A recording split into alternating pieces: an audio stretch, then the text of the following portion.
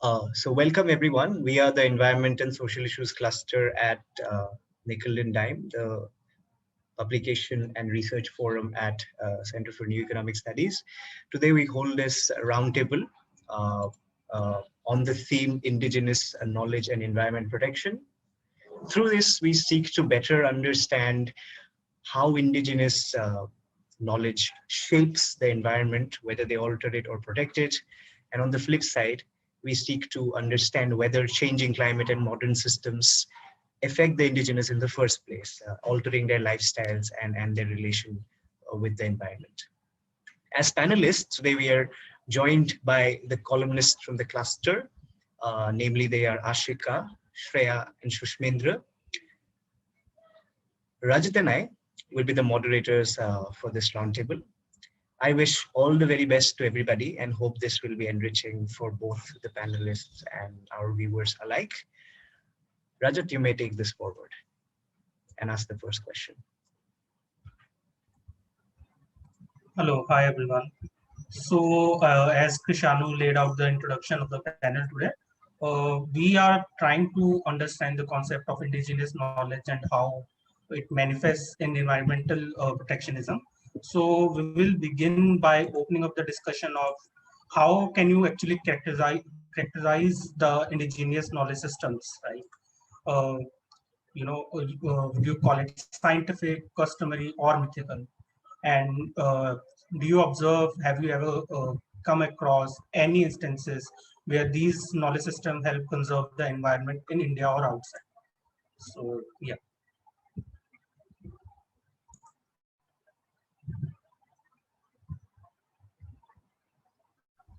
Can I go? Yes, please. Go ahead.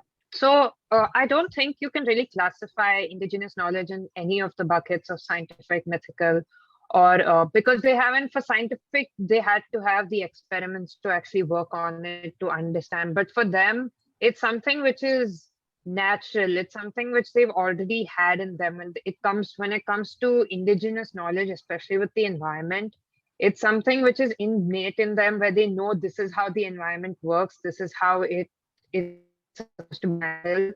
And that's why they have this connection with nature, which they feel that people are not understanding their connection with, especially with the environment, that people don't realize that it's like a mother and a child. So in the person I searched about, the recent environmental and tribal activist, her name is Dayamani Barla. She explained how the indigenous knowledge when it comes to nature is like the relationship between a mother and child. Just like when a child is born, it automatically comes to the mother how to deal with the child, how to handle the child. Same way when it comes to nature and the environment, it automatically comes to them. This is how you have to handle the environment, the nature, the rivers. And that's why when it comes to protecting it, they feel really strongly about it. And that's why we have the whole situation of indigenous and tribal activism to fight for the rights of what they consider theirs and their own child, and they've nurtured it and grown it. So I don't think you can really classify their knowledge into buckets as scientific or mythical. I think it's something which is just innate and inborn in them, at least when it comes to the environment. Okay, great.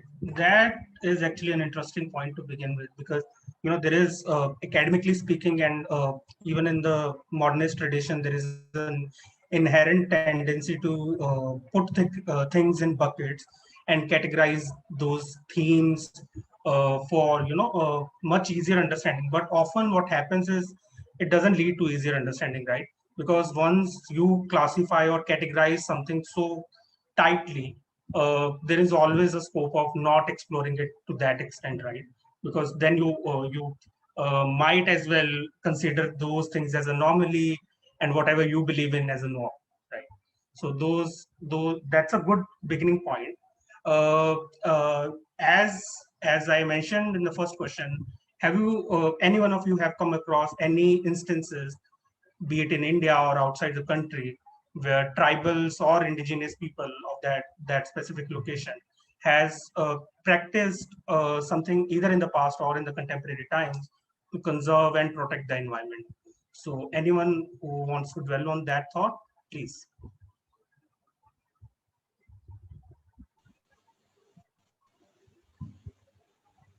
Well, the tribals I'm speaking specific to India.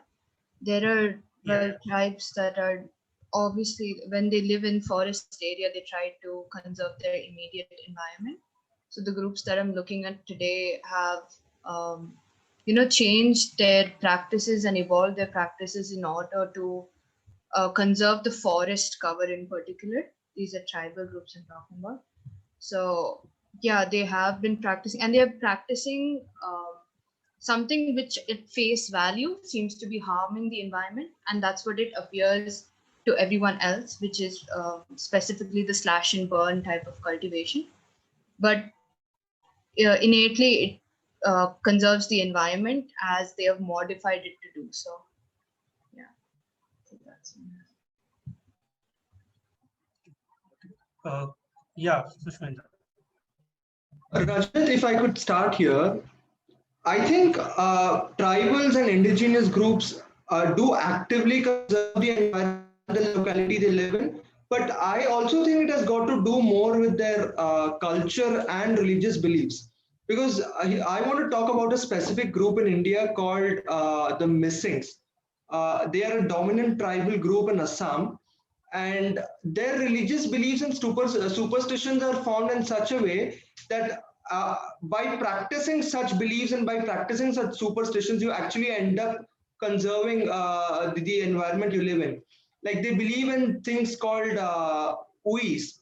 Uis are like the spirits of ancestors who they think bring bad omen or bring problems to them, and to appease them, they grow certain plants and certain animal types so that they could be offered or they could be slaughtered for a.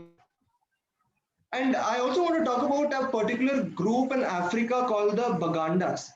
Bagandas are the largest tribe within the country called Uganda, and their belief system is such that every house or every family has a particular animal or a particular plant to take care of. They're called totems.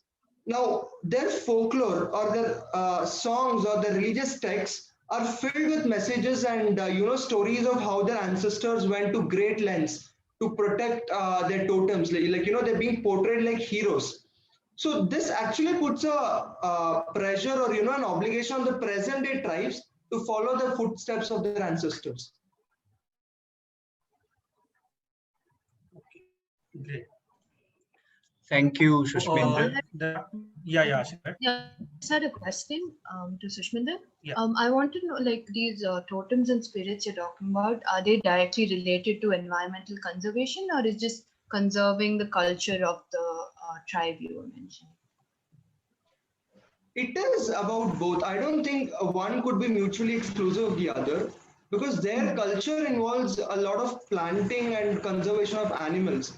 Like, the Bugandas, for example, they are categorized into 54 patriarchal clans, and there are subdivisions within them, and each of them have their own totem. So the motto of these clans or the motto of these families is not to preserve their culture or follow their culture. That obviously is one of them, but an indirect consequence of following and preserving their culture is preserving the environment. Okay, right. So it's not mutually exclusive at all. Yeah. It's not mutually exclusive. Yeah. Right. Krishanu, you want to take the next question? Thank you, Sushmendra. That was a great point that you brought about, especially a tribe from the Northeast, and you brought in parallels to African tribe, showing that there are certain times similar patterns followed by two tribes living in extremely different ecological settings, you can say.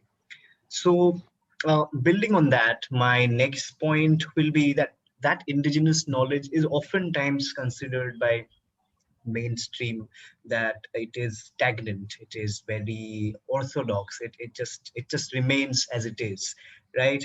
And are there any instances countering that, like where this indigenous knowledge seems to have adapted to the present needs and present changes in climate or any modern systems? have they adapted, or any tribes or any indigenous people, their particular knowledge, have they adapted it to the present needs? Are there any instances uh, you know uh, that could counter that? I think so, because as I mentioned earlier, these tribals, the groups, indigenous groups, are trying to conserve their immediate environment, right? And when they live in like an ecosystem, like a forest, and currently there's a lot of environmental changes, so they will have to adapt to these environmental changes as a consequence. So as I was mentioning, the slash and burn agriculture, a common misconception about this sort of system is the fact that it causes deforestation because it causes felling of trees. But in reality, the system has sort of evolved. And if I'm taking a particular example of the biogas from Madhya Pradesh, they have, under Naresh Bishwas, they have sort of changed the system to not fell the trees, but fell the undergrowth in order to supplement the soil with nutrients. And this kind of practice, even though it's evolving, they are not losing the original traditional practice, so they are conserving it as well. So I think this is sort of an instance. And speaking of Bewar, it is extremely criminalized by the government, and it has been criminalized even from the colonial times.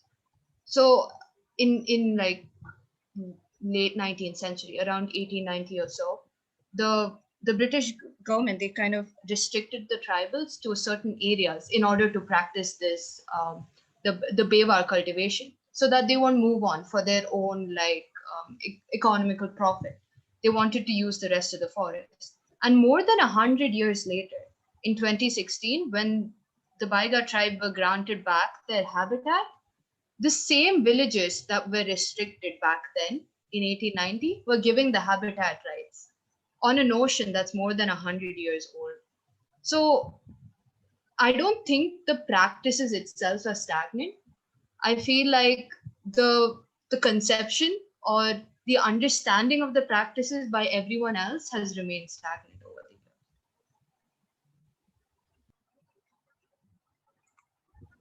Thank you, Ashika. That was indeed a very lovely point that you brought in, that there is criminalization by the government. So in a sense, what they are doing is regulating the relationship that tribals have with the environment, right, with their immediate environment. So that brings me to follow a similar strand, right? Why this regulation? Why are you trying to regulate that relationship? Like, what is the need to bring such regulations in place?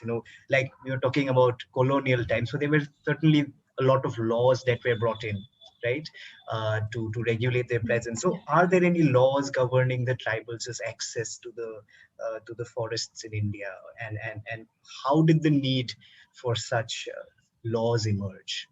Anyone? Okay, so I'll take this up. So one of the sad part of this entire story is the fact that even in the mainstream discourse right now, the tribals and the indigenous population of our country is often labeled as voiceless. They are given adjectives such as they don't have the voice, they don't have the forum. While I agree with the fact that they do not have the forum, it is very important for us to understand that why they are voiceless in the first place, right? Because they didn't become voiceless on their own. It is a very systematic way of making people voiceless so that their discourse remains with them, and the, the population who is controlling them, or rather governing them, do not get to engage with them. So yes, as Krishanu asked, are there any laws or regulations related to forest and indigenous people interaction? Yes, there is. It's called Forest Rights Act. It was passed in 2006. But rather than understanding the Forest Rights Act itself, for me, what's more engaging and interesting is to understand that why there was a need for such an act, right? Why did the need emerge? From where this origin starts, and what is the policy in the even in the post-colonial world which continued, which kept the tribals at the margin. So to take all of you a little back, before the British invasion, the tribals, it is argued by many scholars that there existed an equilibrium between the nature and the tribals and the indigenous population, because of many factors. But to name a few, first of all, the community size was very small, right? So the pressure or the extraction of the resources was nothing as compared to today, right? Secondly, there was no market-driven concept of extraction. Even if the tribals were extracting resources from the forest, they were extracting because of their own survival. It was nothing related to market. These were the two governing factors which governed the indigenous people population at that point of time. No rules as such. As Shushmendra mentioned, there were a lot of, I wouldn't call them superstitious, but there were a lot of cultural factors which which the tribals used to keep the environment safe. Some of them were called sacred groves. So there was a part of the forest the tribals would never visit. They would never engage with that because they wanted to keep that area intact. Then the British invasion happened, right? So the British invasion is a, as we all know, in the whole discourse of history, is the history of extraction of resources, and the forests are also nothing, are not anomaly to this factor. So the British started the extraction of the forest resources without any regulation as such. Their concept was to extract as much resources as they could, right? But with that, they what ended up happening was that the tribals slowly were pushed away from the forest, because of the fact that now market interest started governing the forest, right? But after a while, the British also realized that this constant extraction of forest resources is not possible without any regulation, because there was because of the fact, obviously, wherever there is human interest, there would be cry, right? So then they brought up also the fact that tribal as a concept is nothing historical, right? It's a constructed concept. It was constructed by the British, by the first census. So when they constructed this concept, they created a homogeneous category of people, right? But tribes are not homogeneous. They have their different practices, their different cultures and stuff like that. So when they created such a category, they also brought up a lot of regulations which kept the tribals outside of their villages. Now the tribals couldn't enter the forest. These were called the Forest Acts, right? And there were 3 consecutive Forest Acts. It began from 1865, right? So what these Forest Acts did, by the rationale of scientific management of forest, was the fact they classified the forest into three kind of forests, right? Reserve, protected, and village. So the reserved and protected village forests were not in the access of public. No one from the tribal population were not allowed to enter into the forest.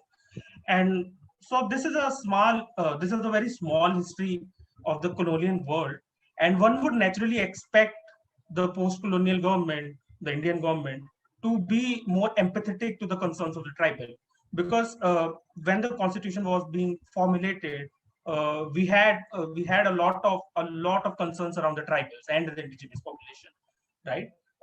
Because we have in our constitution affirmative actions, and one would naturally expect that their knowledge base would also be preserved, but that didn't happen. So the post-colonial Indian government also followed the same trajectory which the British followed. The first 20 years of independent Indian state was to extract as many resources as they could from the forest, right? This was governed by market interest and making India, quote unquote, a modernist expansion. So they extracted a lot of resources in that period, and there was not much regulations as such. Just the same regulation of protected forest, reserved forest, all of those things continued. In 1952, there was a forest policy which clearly mentioned that the purpose of the forest is to realize the maximum revenue out of it. So it clearly signals the kind of imagination the Indian state had at that point of time to extract revenue as much as possible, and to not. And this also resulted in sidelining of tribal knowledge, the system. A lot of uprooting happened, a lot of displacement happened, and all of those things. But in 1970s, as the discourse changed all over the world, there was a huge cry to conserve the environment as much as possible. In 1972, I think there comes a book called Limits to Growth, which talks about that development inherently has a limit, right? And to the humankind should not push that limit and should not extract the resources perpetually, right? So with all those concerns, the Indian government also changed, I would say, just the terminology, not the imagination, right? So the two acts at that point of time in 1970 and 1980 were Forest Conservation Act and Wildlife Conservation Act, I guess, Wildlife Protection Act. So what these acts did was to further push away the tribals from their own forest, right? Now the tribals couldn't even enter the forest, to say the least. Now forest became a state subject and a subject of eminent domain, and state had the sole authority to decide whatever the forests are going to serve for this country. Now, I began by saying the tribals are not voiceless; they are made voiceless, right? So here I would like to give two examples. So even in the colonial world, during the British forestry laws, there was a huge upcry from the tribals. There were a lot of movements, a lot of protests which happened. But one of the significant one was in Uttarakhand, in the Kumaon region, right? And at that point, the British government actually had to take down their decision of extracting the forest wood, the timber for the railways line, right? So it's not like that the retaliation against these unjust laws is a new concept. It existed, but what changed in the democratic India was the fact that now there was a much bigger forum.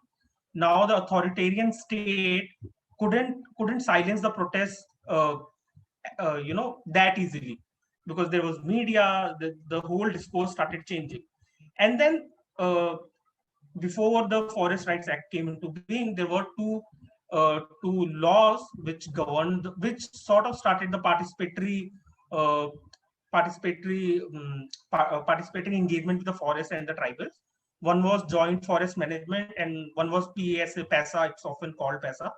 But the problem with the Joint Forest Management Act was the fact that it was based on the principle of welfare and not on the principle of rights, right? So it treated it again, kind of patronized the tribals and their knowledge system. And with PASA, the problem was that now the whole onus was on the states, the federal states of India, to decide how to modulate or modify the pointers of the PASA Act. And a lot of states didn't implement PASA in its full form. So then in the year 2000, there was a campaign called Campaign for Survival and Dignity. It was led by a coalition of non-profit organizations, tribal organizations, and they demanded for Forest Rights Act. And as nature would have it, the nation at that point of time was also going through a lot of political turmoil, right? So we were seeing the obliteration of Congress, and the Congress at that point of time decided to support Forest Rights Act because they wanted to come into power again. And the Forest Rights Act, by 2004, it became a bill, and 2006 it became an act. Now, Forest Rights Act on its own is not really, I wouldn't call it a law without any policy. There are a lot of policies, of course, but from a very nuanced point of view, I would say that at least now the state has ventured into taking taking the role of participation from the communities, from the tribals, and treating their knowledge base as as a way forward. Now, obviously, there are a lot of demands from the tribals for the modifications of the modifications in the terms of the act, and that's another discussion for another day.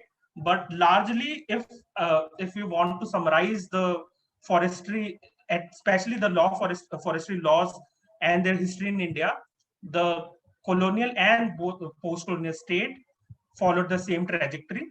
They were not empathetic to the tribals. They wanted to extract as much as they could, but with the change of discourse and with the change of the principles of the country, uh, we were able to get something positive, and let's hope it turns out to be a good thing and it changes for the better. Thank you. Thank you, Rajat. That was indeed very in-depth description of the forestry acts. What I could gather, majorly from your from what you said, is that forest regulation, especially for the regulation of the say the relationship of the tribe of the indigenous people with their forests, started as, say, to bring them into the economic fold, right? It started as a means of extracting as much as they could, the British, I mean. And could you say, or would you say that that sort of regulation has now changed into a conservationist approach? Like, has it changed from an outrightly economic extraction mode to a conservationist mode? So would you comment on that, or would you say that it is such?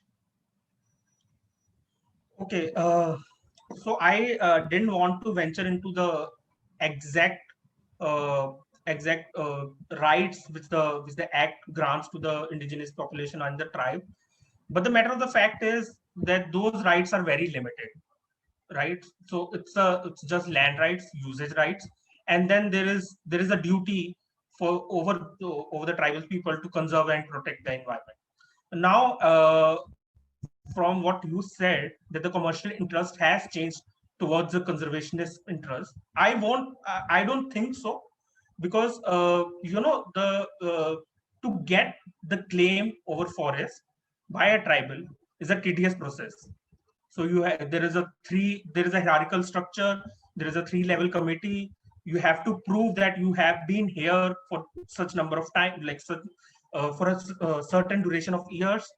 Once you prove that, then you get the approval. Then the upper authority passes it, and then finally you get the right over the forest. So I don't think that the interests have changed that much, but I would certainly say that the pressure now, like for example, like globally, the pressure has made the states to understand that they cannot perpetually destroy the resources of the land, right? And for that, to realize that very imagination, they are coming up with new laws, and they do not have any other choice as of now, as we have all seen in the case of Vedanta. There is a huge pressure, but again, the commercial interest as of now also continue. There still exists a market system which wants to exploit as many resources as possible from the forest. And one evidence which I can give you on that regard is the fact that 2 years back there was a Supreme Court judgment which said that all those people who didn't get the claim over the forest, so all those people who filed under the Forest Rights Act for the claim of the forest land, uh, should be displaced from the forest. They should be thrown out of the forest, right? Now, everyone in the system knows that it is a hierarchical system. It is a tedious process. There is a lot of politics to get that right granted to you. And when the apex court of the country is saying that just because you do not have the right, you will be thrown out, to me, it clearly sends out the message that the state imagination hasn't changed much, but there is a pressure on the state which is making them come up with certain laws and regulations, which is at at least working for now. And I think as the discourse changes, over the time, uh, we would definitely see a lot of participation from the grassroots and the communities in the whole discourse of conservation itself. Because at present, the whole discourse of conservation itself is so centered around the scientific principles, which you know, uh, which I don't think exists on the ground level, right?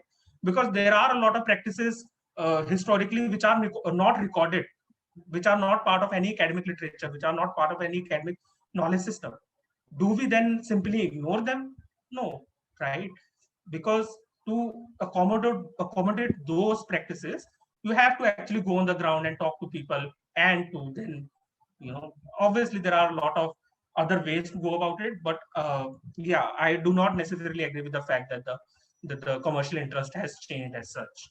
And just to finish this bit off, I would also say that with the modern, especially the post-colonial knowledge system, there is also a tendency to over romanticize the other side of the picture, right? So it is not necessarily the case that all the tribal practices are good or are environmentally sound, or are they would necessarily lead to conservation of environment, right?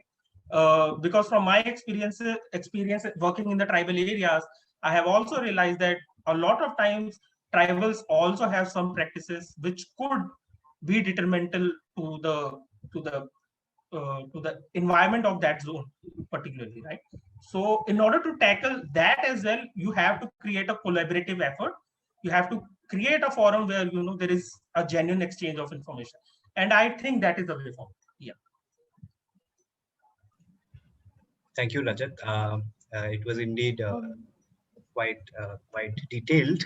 Of course, if we could have more time, then we could have ventured into whether we require more laws for the flawed laws already. But let's move ahead. I think you'll take the next question. Yes, go ahead, Rajat. Okay.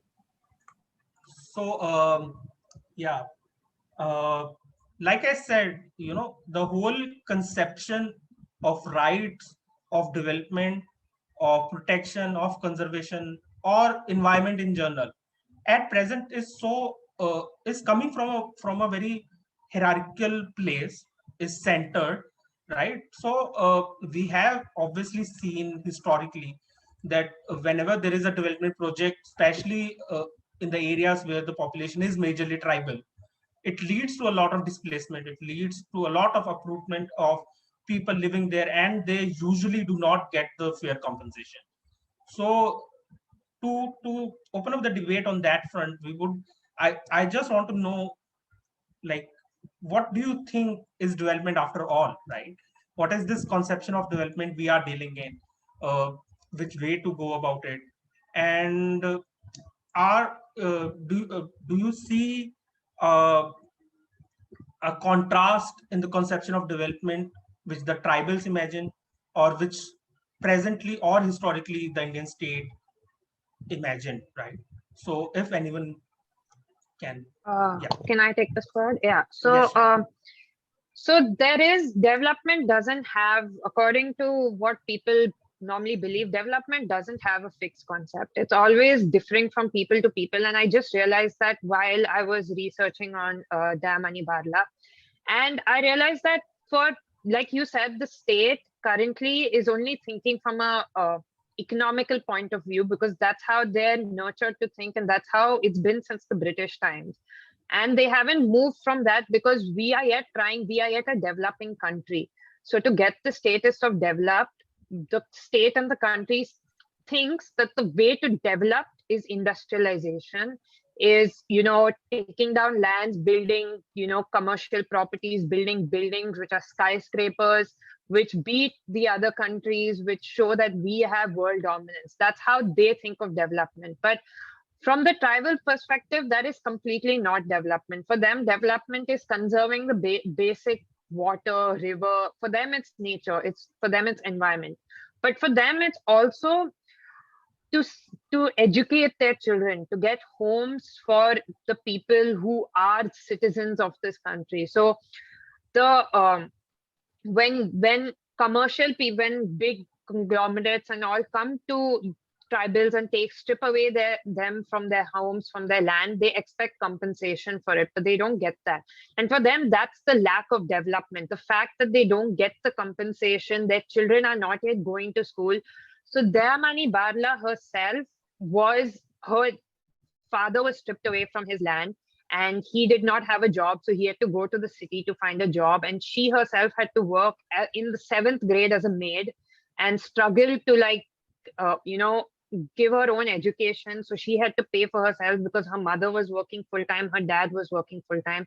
So for her, that's lack of development. That's the fact that they couldn't survive. But for the conglomerates, they've achieved development because for them, they've created the industrialized property they wanted to. They've taken away land. They've created, more steels and more metal and more iron ore for, importing and exporting. So for them, but they don't see the minute picture of the people who are actually struggling. So there's actually a vast difference between development in terms of how people perceive it. And what Dayamani Barla said really struck me because she said that there's supposed to be a balanced development where, yes, industrialization is important. Yes, that is the way the world is moving today. But at the same time, you can't put a price on the water and say, okay, water is going to cost this much. How can you put a price on a commodity which is so vital for everyone's survival? And every drop of water which is going to these industries and to these places, which is, going for other people, not one drop is coming for the citizens themselves, for the tribals who are actually citizens. They're not getting one drop of water. They're not getting one drop of the food that they grow because it's cut down.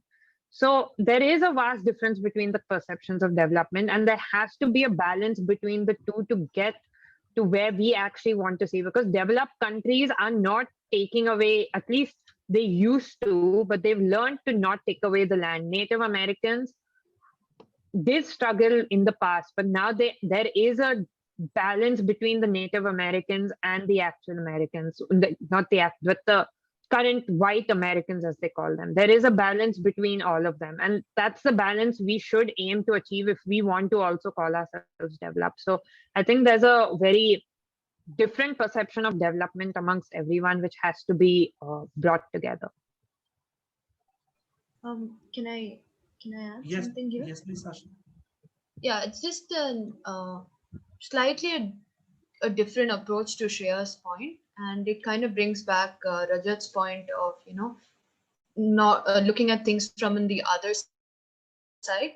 So I was earlier talking about indigenous communities who are doing criminalized acts in order to combat climate change, but they're also adapting and kind of letting go of their old practices to again combat with climate change and once again for development.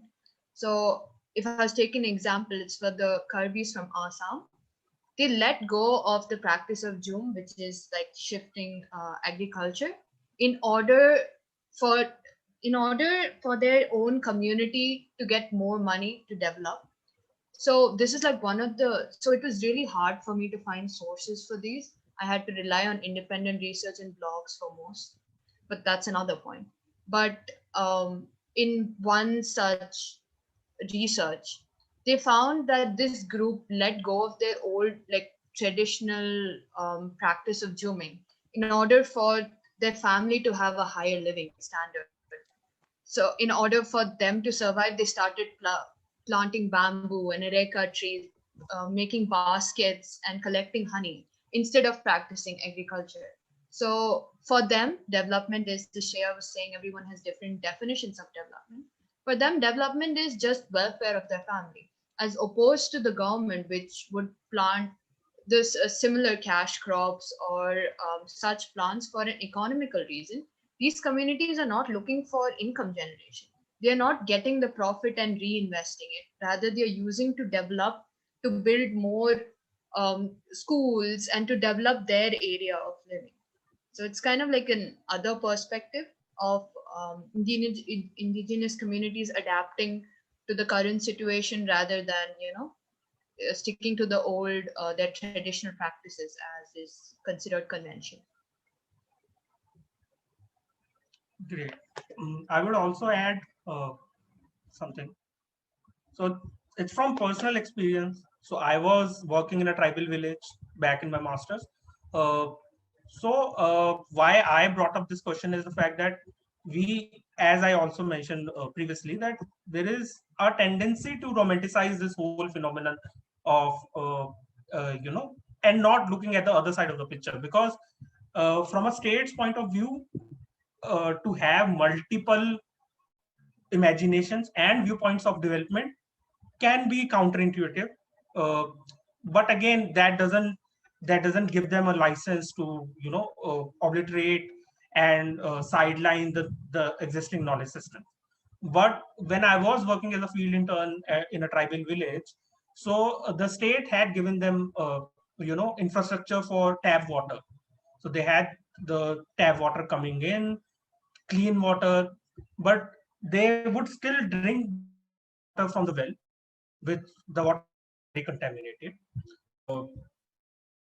at least from what I could understand. Ask them that why do you still rely on this water source and not on the tap?